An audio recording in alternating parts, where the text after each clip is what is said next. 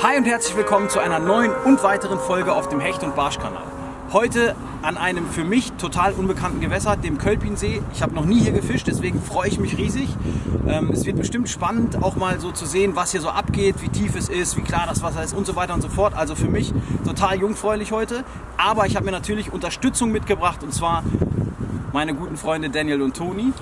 Ja, herzlichen Dank, dass du uns auch mal einlädst zur Show. Ja, alleine angeln macht immer nicht so viel Spaß. Ja, nee, jetzt ist eine Weile her, dass wir ein Video gemacht haben Ja. für den Kanal, glaube ich. Und Rüse hat es bisher relativ alleine gemacht. Ganz kurz zum medizinischen Hintergrund. Wir haben uns alle testen lassen. Wir sind heute gemeinsam auf dem Boot, deswegen ist es erforderlich. Das nur ganz kurz zur Info.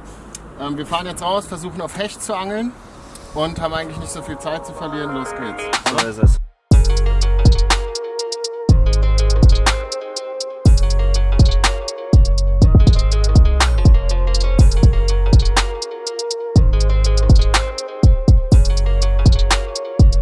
Daniel, angekommen am ersten Spot. Tatsächlich habe ich die Spotwahl getroffen, muss man sagen, weil ich habe hier so ein Plateau gesehen, was ich ziemlich interessant fand. Rundrum haben wir hier so Tiefen bis 6, 7 Meter ungefähr, teilweise bis 10 oder 11. Aber hier gibt es ein Plateau, was so, na jetzt haben wir 2,80 Meter, aber ich sag mal so im Schnitt 3 Meter von der Tiefe her ist. Fand ich ziemlich interessant. Ist es auch. Also man sieht auch, hier gibt es relativ viel Kraut hier auch auf dem Boden. Ja. Das ist immer ein gutes Zeichen. Und die Hechte hier am Kölpinsee, weil der Großteil von dem See ist ziemlich flach.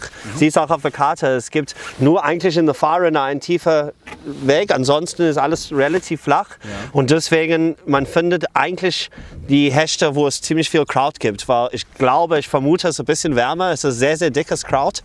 Die gehen rein in dem Kraut und man muss ein bisschen über dem Kraut führen und dann meistens kriegt man die Fische so. Also ich starte mit dem Köfi Perch in 23 cm. Auch ein Köder, der mir schon einige Hechte gebracht hat. Ich habe das hier vorne mit einem leichten Tungstengewicht am Shallow Rig System beschwert. So kann ich langsam angeln, bin aber trotzdem so beschwert, dass ich relativ gleichmäßig im Mittelwasser bleiben kann, ohne dass der Köder zu viel Auftrieb hat. Das Ganze hier mit 2 Drillingen unten am Bauch montiert, vorne einen größeren, weil die meisten Bisse tatsächlich im vorderen Bereich kommen, und hinten einen kleineren für die Schwanzbeißer sozusagen. Und jetzt gucken wir mal, was von diesen Ködern und Ködergrößen, also Toni fischt glaube ich ein Chatterbait, Daniel fischt auch ein Köfi Perch, oder was fischst du? Köfi, ja, in 18 cm. Okay, Zanderskin, Zanderskin. Relativ natürliche Farbe, und hier mit diesen UV-Punkten ist es ein bisschen knalliger, deswegen das Ganze fische ich an der Big Bait Route, also schon auch nicht zimperlich sein hier, und dann gucken wir mal, was den ersten Biss bringt, den ersten Nachläufer bringt.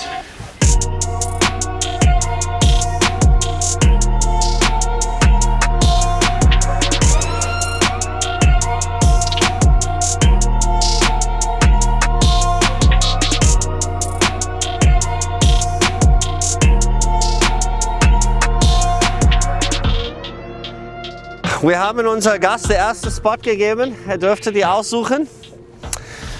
Nicht so gut gelaufen, muss man sagen. Das ist auch schwer, wenn man zum ersten Mal auf dem Wasser ist. Aber jetzt hat er sich gebeten, dass wir hier übernehmen, ein bisschen der Ruder, weil er möchte auch zum Fisch kommen.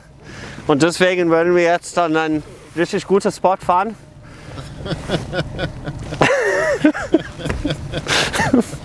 Die lachen schon, aber ihr werdet es gleich sehen, Leute. Bei der nächsten Stop seht ihr euren ersten Fisch. Los geht's.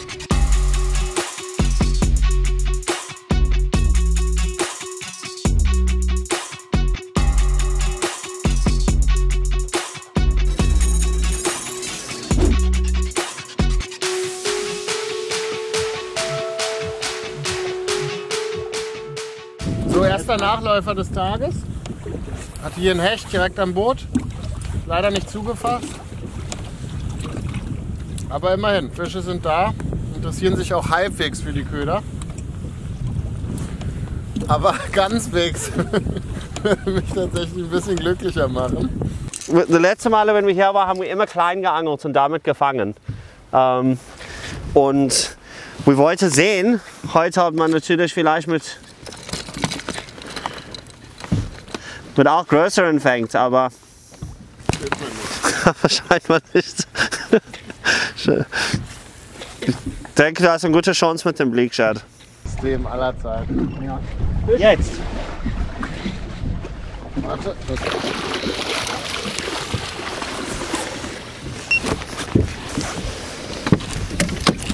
Ja, entspann dich, entspann dich. Das könnte Lass, der lass. letzte Fisch sein für heute. Lass, Das spannt mich überhaupt nicht. Du warst doch nicht so oft mit unserem Boot. Ne? Also ich gehe nicht davon aus, dass das der letzte war tatsächlich. Cool! Nice, Nice. Köderwechsel. Planet funktioniert, kleine Köder, kleine Fisch. Ja, tatsächlich, der Köderwechsel hat es gebracht. Bleak Shad in 12 cm. Jetzt kommt der Dirty Job an dieser Stelle. Ins Wasser fassen, um den Köder loszumachen. Aber immerhin ein Fisch. Da ist er! Nice little Pike. Dafür haben wir einen Riese geholt, oder? Muss man schon sagen. Er hat sich schneller nach und Bela Way of Life angeeignet.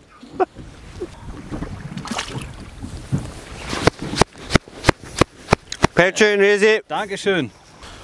Ja, wenn wir es mit Gewässern zu tun haben, die nicht allzu tief sind und wir schön in der Mittelwassersäule angeln können, dann mache ich ganz gerne diese Technik des sogenannten Zupfens. Also ich zupfe den Köder ein-, zweimal über die Rutenspitze ganz aggressiv in Verbindung mit der Rolle und lasse ihn dann relativ lange absinken, 2-3 Sekunden.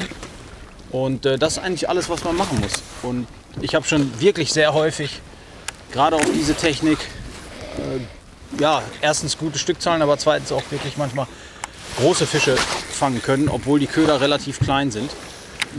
Ich habe es jetzt einfach mal probiert und es hat auf Anhieb geklappt. Es hat, glaube ich, keine 10 Minuten gedauert nach dem Köderwechsel und nach dem Führungswechsel. Vor allem nach dem Spotwechsel. Und nach dem Spotwechsel, ja, das muss man schon sagen, aber häufig ist es so, dass dann am Ende doch die Technik entscheidender ist als der Spotwechsel. Findest du? Davon dein Köder. Ja, zack! Ah, Zu früh. schade. Ja, ich habe ihn, also er hat schon drauf gebissen. Ich weiß nicht, ob es auf Kamera ist. Ich hatte wieder einen Nachläufer. Diesmal war es ein kleinerer Fisch als eben. Eher so in Enricos Preisklasse. Also hier, ich habe jetzt auf einen Köfi in 14 cm gewechselt. Hier sieht man die Bissspuren. Wirklich nichts Großes. Auch eine kleine Schramme hier auf dem Auge auf der anderen Seite. Also was ich wirklich ganz gerne mache, ist dieses Zupfen in der Wassersäule. Damit kann man echt wahnsinnig viel Fläche machen. Ich werfe auch gar nicht so weit, ist gar nicht nötig, wie ihr gerade gesehen habt. Und ja, leider kriegt man damit nur die kleinen Fische, aber immerhin, schon ganz gut. Guter Anfang. Ja? Der ist schöner.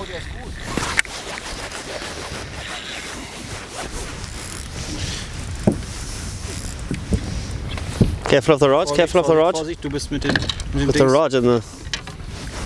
Noch nicht ins Wasser, noch nicht ins Wasser. Ich führe ihn so rum und dann in den Kescher. Hängt safe eigentlich. Yo! Yeah! Petchi! Der ist besser. Schön und easy. Ja, jetzt hat er sich schön eingewickelt. Das kriegen wir dann gleich auch wieder hin. Aber Die italienische Zupfertechnik. die italienische Zupfertechnik, das ist wie Gnocchi-Zupfen. Ja. Cool, Mann. Ich freue mich. Zweiter Fisch im Kescher für heute. Das ist sehr, sehr gut. Ja, auf jeden Fall. Das ist richtig gut und easy. Ah, richtig schöner, strammer Pike. Schätzen so auf 76, 77. Vielleicht sogar ein bisschen größer. Super geiler Fisch.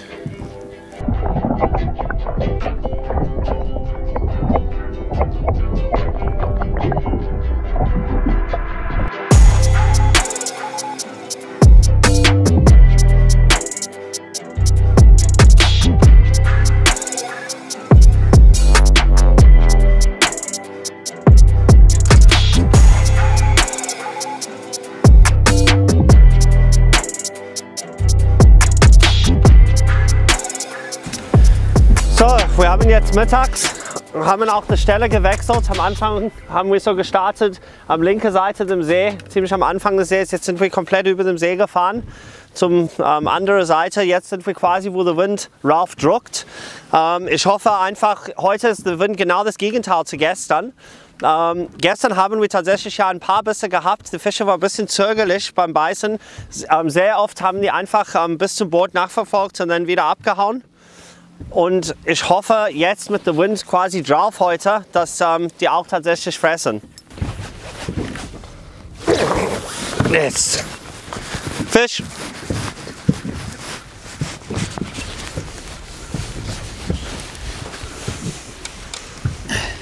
Yeah. Ein großer. Nice, Fisch. Geil. Brauchst du Kescher? Ja, der Motoröl, ne? Ja.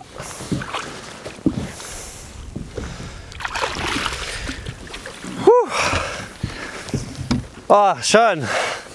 Geil, Mann. Hab gewechselt auf dem Motoröl. 14 cm, die sieht man kaum. Wirklich komplett genommen dieses Mal. Die GoPro müsste auch drin sein. Ja, ich GoPro. Looks a little better. Kescher? Ah, ist auch ein kleiner. Der bloß am kleiner. Wow, auch voll weggehauen. Ja, schön, aber jetzt die Frequenz steigt sich ein bisschen, ha? Frequenz steigt, ja. Jetzt müssen wir nur die richtige Größen finden. Ah, guck mal, wir haben Spaß, das ist gut.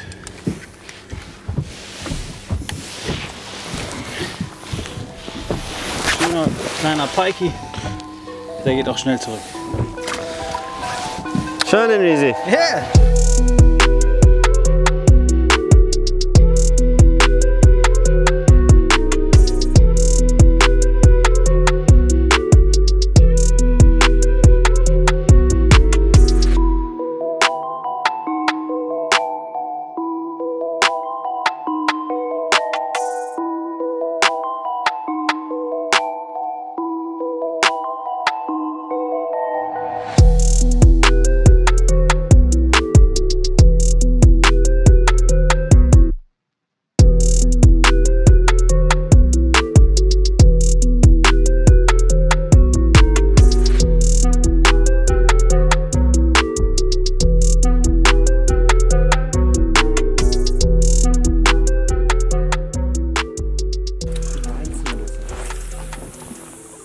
Ja, also bei mir fängt jetzt so ein bisschen die Frustrationsphase an, muss ich ganz ehrlich sagen.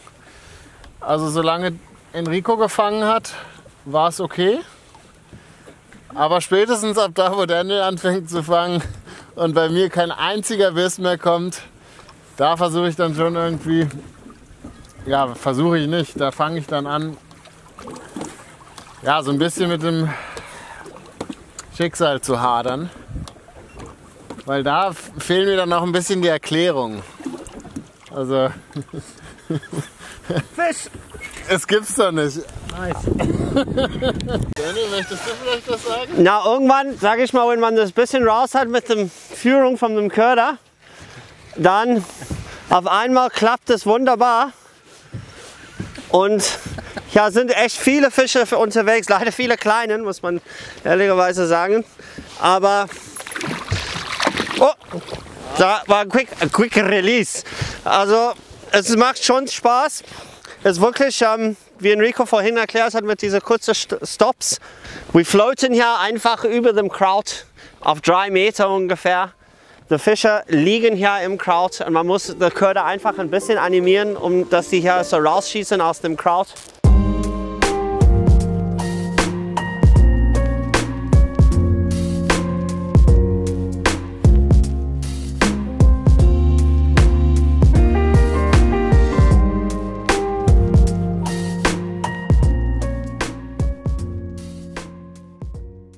Nach einer kurzen Mittagspause sind wir jetzt wieder draußen. Der Wind hat deutlich nachgelassen und ich denke, dass die Sonne auf jeden Fall auch nochmal die Oberflächenstruktur des Wassers ein bisschen stärker erwärmt hat. Von daher, wir driften jetzt hier eine Kante lang, stehen mit dem Boot auf 3 Meter, werfen aber immer Richtung Flachwasser, also so 2 Meter und angeln uns dann diese kleinen Kanten runter. Und Ich denke schon, dass wir auch auf jeden Fall nochmal Kontakt bekommen werden, weil die Frequenz vorhin war schon ziemlich gut, muss man sagen. Ich weiß gar nicht, wir haben jetzt 7 Fische im Boot. Von daher, ich bin ziemlich zuversichtlich, dass jetzt nochmal was geht. Wir sind, glaube ich, alle bei den gleichen Ködergrößen geblieben, also relativ klein. Und vielleicht probiere ich aber nachher zur Dämmerung auch nochmal was Großes. Mal eine Spur leichter gehen mit 12 Gramm, vorher 17 und wesentlich UV-aktiver. Kann schon sein, dass die Fische nicht mehr so ganz aggressiv sind wie noch in den Beißphasen, die jetzt mit dem Wind vorhin verbunden waren. Deswegen empfiehlt es sich manchmal ein bisschen leichter zu gehen, trotzdem aggressive Sprünge zu machen, aber dann sind die Absinkphasen einfach viel, viel langsamer und der Fisch hat mehr Zeit, den Köder zu attackieren. Kann man dementsprechend natürlich auch die Absinkphasen viel, viel länger gestalten und muss die Pausen dementsprechend auch zwingend einhalten. Sonst führt man den Köder einfach viel zu hoch. Auch hier die gleiche Technik, 1, 2, 3 Zupfer und dann kurz im Mittelwasser absinken lassen. So, nach der Pause habe ich es auch erstmal wieder mit dem Köfi Prototyp Chatterbait probiert. Hatte ich vorhin schon einen guten Biss drauf, jetzt noch einen zweiten. Der Köder ist hier mittlerweile echt ziemlich zerpflückt auf beiden Seiten. Leider haben sowohl der Fisch vor der Mittagspause als auch jetzt nicht gehangen. Deswegen packe ich den jetzt erstmal beiseite und greife zu was Altbewährtem.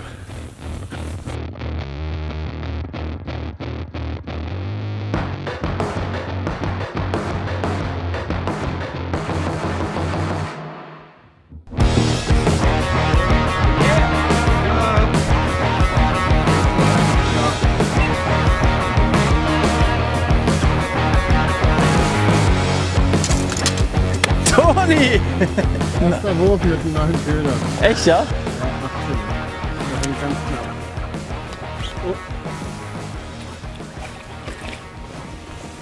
Oh. Ja, sauber.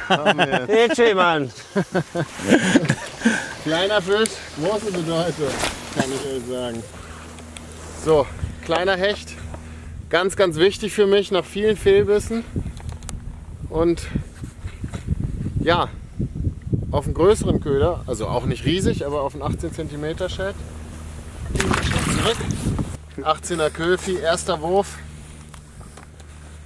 Nachdem ich mit dem Chatterbait nur Fehlbisse hatte, mit dem 14er Köfi Plötze einen Fehlbiss hatte und dem Motor Perch mit dem Daniel so abgeräumt hat, hatte ich nicht einen einzigen Biss. Naja, Green Pumpkin Chartreuse, immer wieder eine Waffe. Oh, da ist er. Es hängt. Ja, klar. Und gleichzeitig Er ist schön gefolgt, sind Ja, und dann schön rough stehen genäht, gelassen. direkt am Boot. Bam. Richtig geil. Ja, nice little Pikey. Schön. Das Richtig ist schon fett. harte Tonne.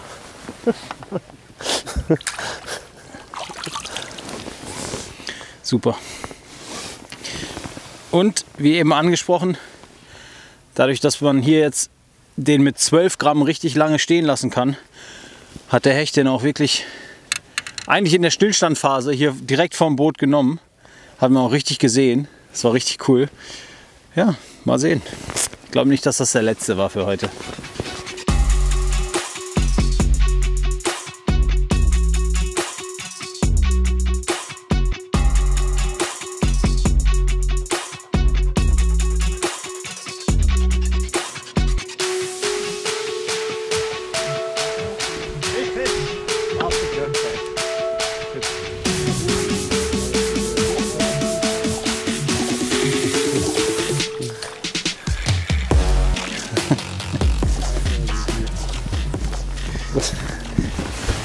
Die werden immer kleiner.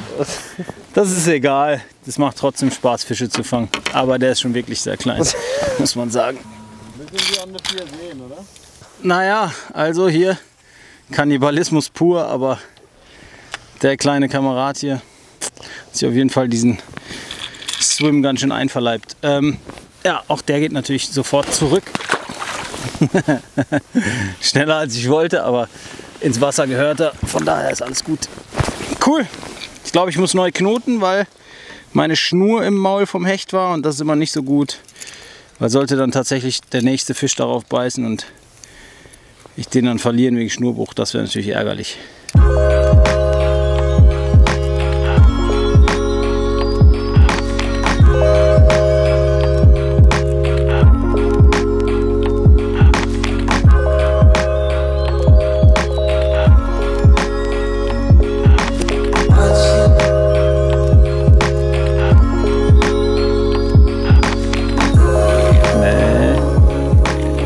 Der ist nicht schlecht. Der ist auf jeden Fall, ja. Ich habe schon eigentlich zur Ruhe gesetzt. War hier ein bisschen auf Content-Mission. Schön, das sieht gut aus. Er muss nur hängen bleiben, weil... Yeah! Fetchy! Ja, ich habe es mir schon gedacht. Ich habe nämlich eben schon befürchtet, dass der aussteigt, weil der nämlich wirklich nicht gut hing. Hat auch ganz spitz gebissen, muss man sagen. Nur so ein leichter Anfasser. Also der Köder ist auf jeden Fall schon los. Schön. Das Gute bei Daniel ist, da hat man im Kescher immer ein Mindestmaß. Wenn die zu klein sind, dann können die rausschwimmen, weil da sind 2 Löcher drin. Wahnsinn, der Kerl. Aber ein richtig schöner, strammer Fisch, muss man sagen. Ja, gut. Richtig nice. Ernährt. Schön. Nice.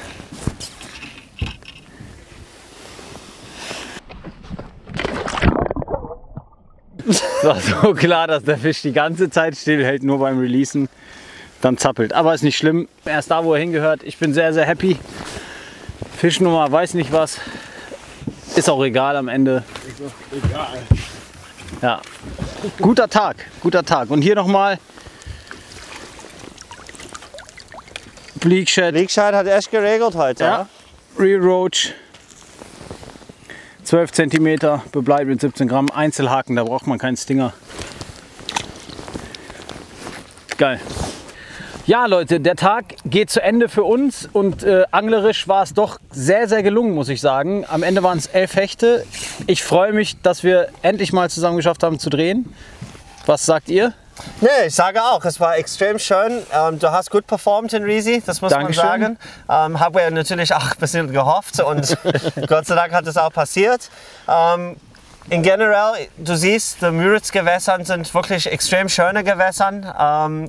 Du bist 1-2 Tage da, das heißt, dass alle können sich freuen, auch über die nächsten Videos, die wir versuchen hinzukriegen hier. Genau. Und Hoffentlich können sich die Leute darauf freuen. Oder hoffentlich, Wenn genau. wir was fangen, dann wird es davon auch ein Video geben. Für uns war es der erste Angeltag in diesem Jahr überhaupt. Genau. Wow, echt? Wir haben beide, Ja. wir haben noch nicht einen einzigen Tag geangelt. Und von daher immerhin nicht geschnüsselt. Das ist natürlich ein super way to start the year. Nicht immer selbstverständlich. Knapp vorbeigeschrammt. Ab nach Hause, was Schönes essen und dann geht's morgen wieder los und dann versuchen wir noch eine Folge für euch in den Kasten zu bringen. Auf jeden Fall den Kanal abonnieren, weil 100.000 Abos sind unser Ziel in diesem Jahr. Es ist hochgesteckt, aber nicht unmöglich. Vor allem nicht, wenn du jetzt abonnierst, falls du es noch nicht gemacht hast. Daumen nach oben, Kommentar schreiben und bis zum nächsten Mal. Ciao Leute. Ciao.